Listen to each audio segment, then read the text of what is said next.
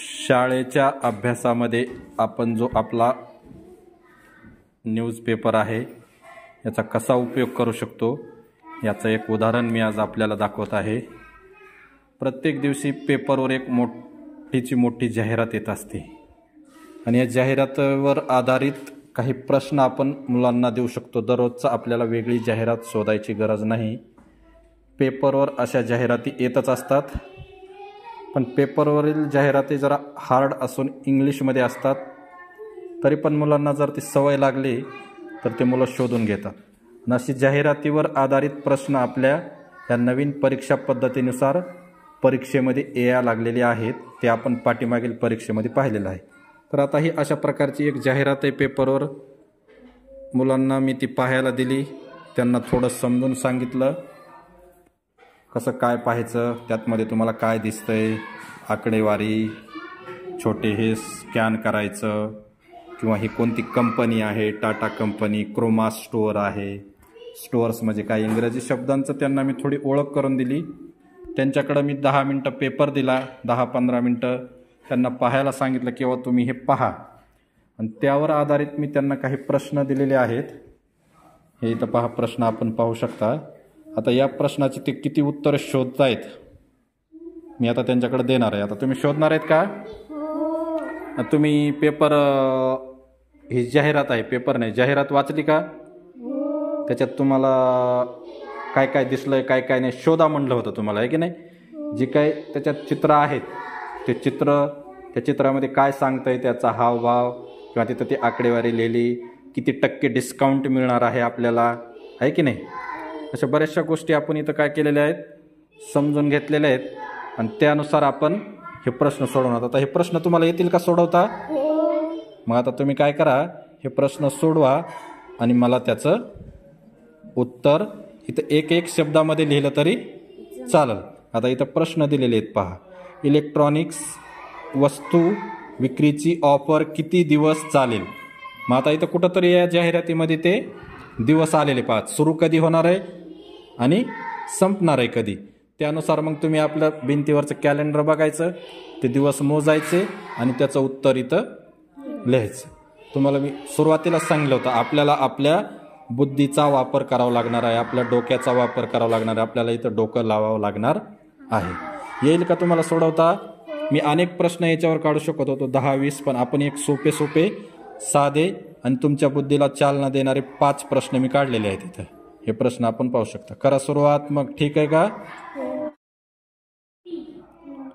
10 मिनिटानंतर आपण जे दिलेली जाहिरातीवर आधारित प्रश्न होते ते मुलांनी सोडवलेले आहेत। आता आपण प्रश्न पाहूया, आपल्या समोरची जाहिरात पण आहे। पहिला प्रश्न होता, इलेक्ट्रॉनिक वस्तू खरेदी केल्यावर क्रोमामधून किती टक्के सूट मिळणार आहे?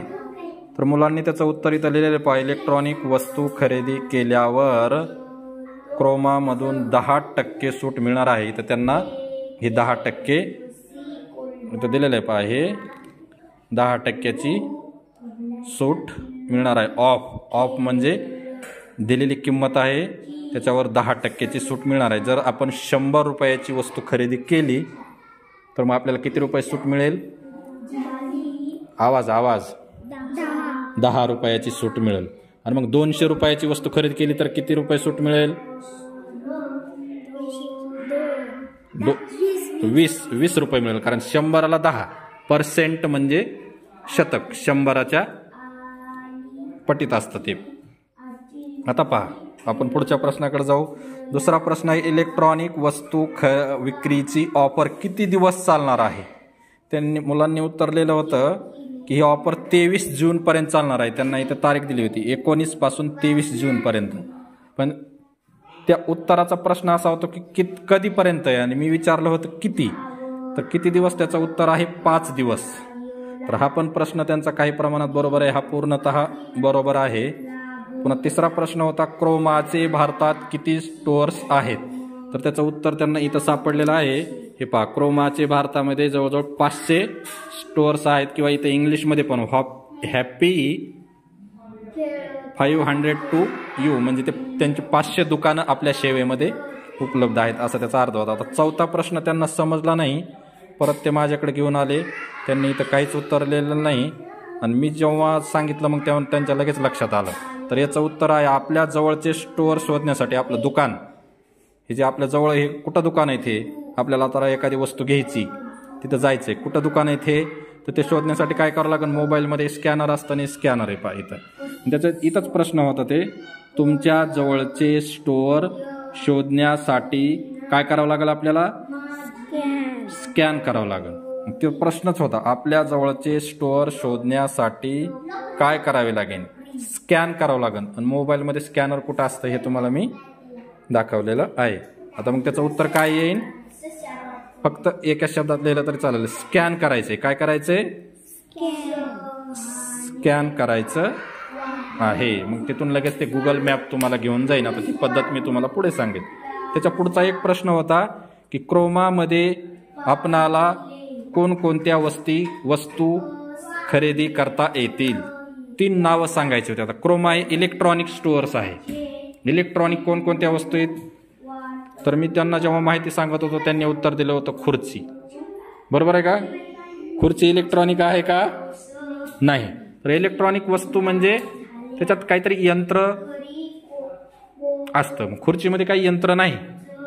तर मग मोबाईल, टीव्ही, फ्रीज, नंतर वॉशिंग मशीन किंवा रेडिओ किंवा फॅन वगैरे हे जे आहेत त्या सर्व काय आहेत, इलेक्ट्रॉनिक वस्तू. तर मुलांनी त्याचं उत्तर दिलेलं आहे पहा. इथं पाहता आपण टीव्ही, कम्प्युटर, मोबाईल असे उत्तर दिलेले. म्हणजे त्यांनी जवळजवळ हे 3रा प्रश्नही बरोबर सोडवलाय, हे 5वा प्रश्नही बरोबर सोडवलाय. या प्रश्नाचं उत्तरही त्यांना समजून सांगितल्यानंतर, मार्गदर्शन केल्यानंतर लगेच त्यांच्या लक्षात आलं, पण त्यांनी लिहिलेलं नव्हतं. हा प्रश्न बी आपण एकंदरीत बरोबर आलाय समजू. आणि 5 पैकी त्यांनी 4 प्रश्न बरोबर सोडले. एक प्रश्न फक्त काय राहिलेला होता, बाकी राहिलेला होता. एक प्रश्नाचं उत्तर समजून सांगितलं. अशा पद्धतीनं आपण जर त्यांचं जरा अभ्यास घेऊन हा जाहिरातीवरचा आधारित प्रश्न सोडवला तर त्यांच्या बुद्धीला चालना देण्यासाठी याच्यातून बरंचसं काही त्यांना माहिती मिळेल. त्यांच्या विचार करण्याच्या शक्तीमध्ये निश्चितच वाढ होईल. अशी ही एक ॲडव्हर्टाइजमेंटवर आधारित एक प्रश्नावली आपण नियमित दररोजचं जेव्हा वेळ मिळेल तेव्हा आपण ही करू शकतो. छान वाटली का तुम्हाला, प्रश्न शोधायला मजा आली का?